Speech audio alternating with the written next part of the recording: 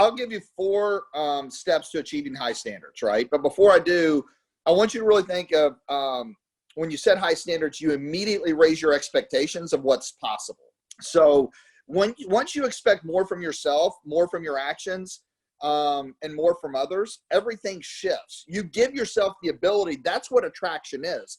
You then attract more opportunities. You attract more exceptional people. And there's more certainty behind your actions because you believe at a higher level, right? So if you want to attract more, you got to be more. You got to do more. You got to set a higher standard. Let me tell you someone that, for a lot of you, you all know that I love basketball. Michael Jordan, I still have a guy crush on him. But the reason why Michael Jordan was, like, if you talk to anyone that loves basketball, Michael Jordan's always at the top of their list. But one of the reasons why is it was his mindset and his ability to set the highest standard on his team. He wasn't ever the most gifted athlete on any one of his teams. And we all have this. Remember, you get what you expect. And what you expect from yourself, you can't expect more from others than you do from yourself. How many of you all have big goals for your business this year? What are your goals? What are the standards there you want to get to, this year? Be as specific as you can be. Now, here's what I want to ask you, is I want to ask you this. This is a really important question. Is based on the standard that you keep for yourself, right? And the focus that you keep on what you're willing to settle for. If you could recruit 12 people just like you, where would your business be in 12, 24, and 36 months? If literally you had 24 people that were exactly like you on your team, where would you be? Where would your business be? Right? Like, when you can answer that and say, if I could enroll one person in my business, it would be myself. That's when you've started your road to success. It's when you've started your legacy, right? This is about you going out and building it and making it happen and creating magic along the way, not waiting for someone else or hoping someone else does it for you. Does this make sense? It's not about talent, right? Michael Jordan wasn't about talent. Michael Jordan was asking in an interview, what sets you apart, Michael? Is it your God-given ability? Is it your skill? What is it? Here's his response. Are you all ready for this?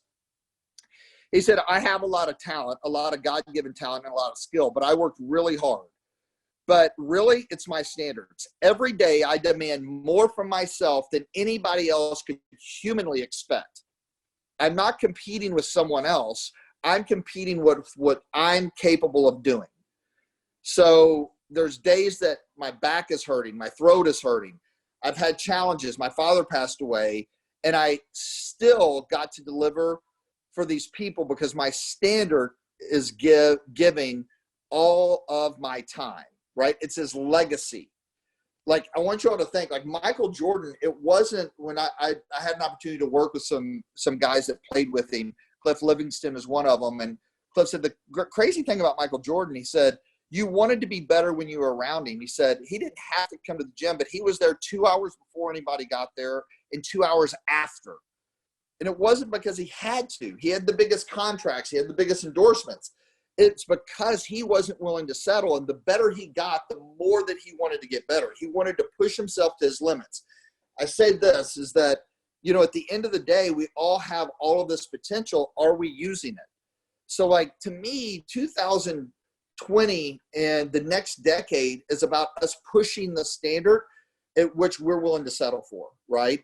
And so, remember, it's my mentor said this, the difference between goals and standards are the difference between shoulds and musts. So I want you to take goals. Goals are great to have them, right? Create a dream board, create a compelling vision. We're going to talk about that in a second.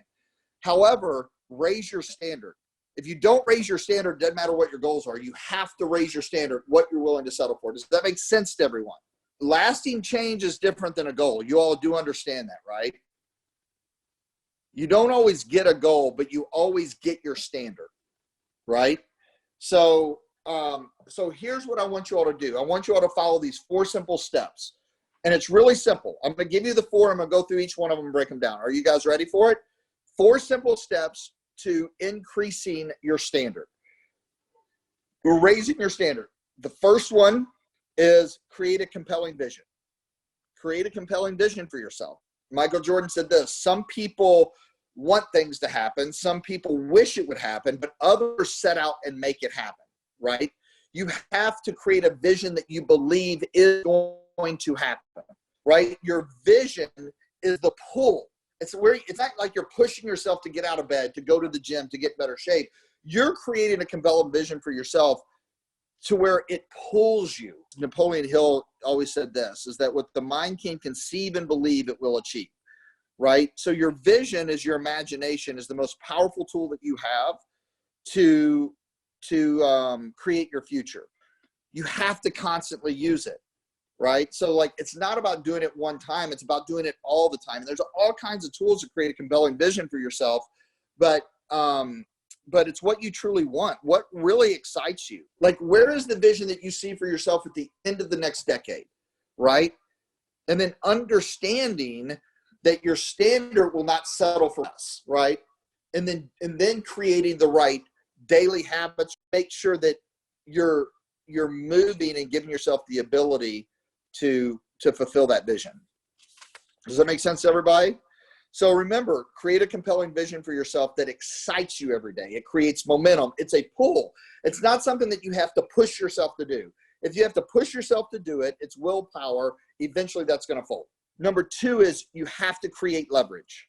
Leverage. What does that mean? Leverage on yourself. You have to make sure there are strong enough reasons that you're going to follow through. So everyone works differently with leverage, right? So Michael Jordan said, I play to win. Whether it's during practice or a real game, I will not let anything get in the way of me and my competitive enthusiasm to win. Along with a compelling vision, you must have a strong enough reason that will consistently inspire you to tap in to more of your grit, to inspire you to tap into more of your potential, to follow through to see it done. A lot of people might call this their why, right? It might be who you're playing for. We do an entire section at one of our events at More, and it's about identifying who you're playing for. But remember, it's about creating leverage so you can follow through and remembering why it is that you're doing what you're doing. Listen, if you continue to live your life on the mediocre standards that you've been consistently living by, where is that going to put you in 10 years or 20 years, right? So for instance, in my head, it might be if I continue to not take care of my fitness and not take care of my health, then in 5 or 10 years, I'm not going to have the energy to truly enjoy my kids, or do things with them as I get older that I truly want to do, right? And so remember that when you create leverage, there's 2 ways to create the leverage. We either operate on a pleasure thing, something that is pleasing, something that's good, or it's going to be leverage could be on something that could create pain. So you can like literally put into your head, leverage is, well, if I don't consistently do this, where am I going to be in 5 or 10 years, right? That's a negative form of leverage, right? So if it was funny, I heard a guy speak one time. He said, everybody talks about these goals, and they put this big fancy Ferrari or Lamborghini on the refrigerator, and that's what they aspire to. They want that Ferrari, they want that Lamborghini, man. That's going to be exciting. I can't wait to get it. He goes, hell with it. He said, I had a 1968 van that I was living out of. He said, the tires were bald, it was rusted out. He said, I put that on my refrigerator because the pain was so bad. I was sick and tired of living in that van. So like his reference point and his leverage was, I can't continue this way. One of the very first speakers that I ever heard speak, a guy named Randy Davis, he always closed his meetings with the big howling dog.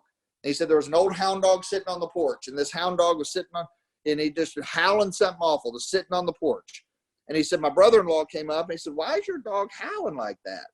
Randy, there's something wrong with it. And the old hound dog just going, and he's like, why in the world is doing that? And Randy looked at him and goes, well, he said, because he's sitting on an old dirty nail. And his brother-in-law looked at him and goes, well, why is he sitting on that nail? Why didn't he just get up? And he goes, I guess it just didn't hurt him bad enough yet. Right? So like sometimes when you're sick and tired of being sick and tired, that pain creates a leverage that you're never going to let that happen again. So remember, number 1, create a compelling vision for yourself. Number 2, create leverage that will give you a strong enough reason to follow through. Number three, which is real important, is set a clear standard, right? Set a clear standard and expectation for every aspect of your life. I would ask you, do you even know what your standard is? Clarity is power, right? So in other words, you must identify the set of standards you're willing to follow, or the standards that you're willing to settle for. So these effectively become your framework or your rules or your guide or your discipline that you're going to live by. Does that make sense to you guys? So set clear standards. And then number four is you have to have rituals and systems to support the standards in which you're setting, right? So listen, Jordan didn't achieve the success that he did, Michael Jordan, by taking days off or taking the summer months off. You know, during the summer, what he started doing was he started working on the things that he wasn't good at so he could master every aspect of his game. So, you know, he said one time, I remember in an interview, he said, look, I'm not out here sweating for 3 or 4 hours a day just to find out what it feels like to sweat. He was putting in time to become better. So, you know, Muhammad Ali used to always say that, you know, the fights that the boxing matches weren't ever won in the ring. It was won in the gym where nobody was seeing the investment that people were putting in. You have to be willing to put in an investment into yourself in order to get a return in this business or anything, right? So Michael Jordan said the same thing. Look, people are rewarded in public for the things that they practice in private for years and years and years and years. Does that make sense to you guys? So remember, the rituals, you have to be able to create small rituals that will help you meet new expectations for yourself. And it's little things that build momentum, right? It's little things that lead to living at a higher standard. So have rituals and systems in place that help back up your standards. So you might ask yourself this, like, what rituals do you have to adopt to live to the standard? So for instance, me, starting in November, starting before Thanksgiving, I said, you know what? I know what to do, but I'm not doing what I know. Therefore, I'm not living based on these rituals to get me in, have more vitality, more energy, better health, better strength. And so I created rituals, and it started with, I'm going to the gym for 5 minutes today or 10 minutes today. Before I do anything, I'm going to sweat, right?